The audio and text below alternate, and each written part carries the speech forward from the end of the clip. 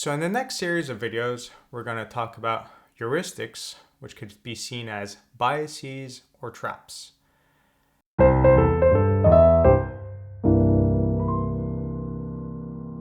we were to talk about the word heuristics, we're talking about this idea of mental shortcuts.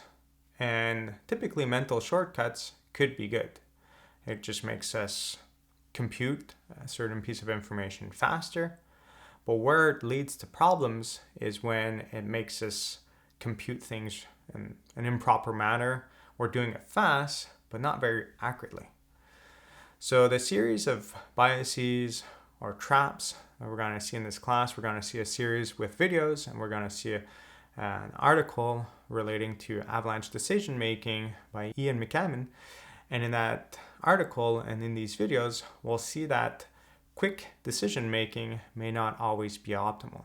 So if we think of quick decision making, we can't stop but to think about system 1 and system 2. When we refer to quick decision making, it's when we have that system 1, which is trying to process information rapidly, is making the decisions without us being super rational or taking a lot of time to process this information.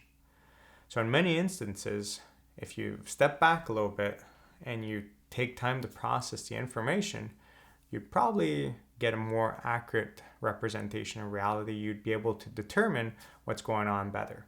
So in the different examples that I show, you might step back and say, well, I saw that and I noticed and I guessed these things and I guessed it right.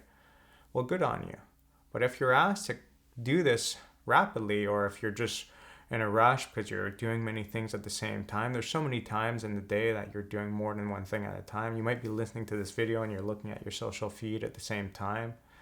Well, when you get a lot of pieces of information, your brain could only process each of them to a certain extent.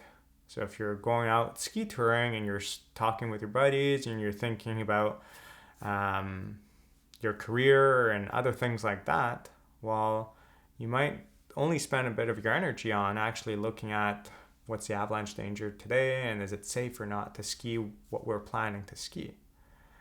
And by trying to use the least amount of resources, it's often the situation that's going to lead to biases and traps, which we'll see in the next series of videos.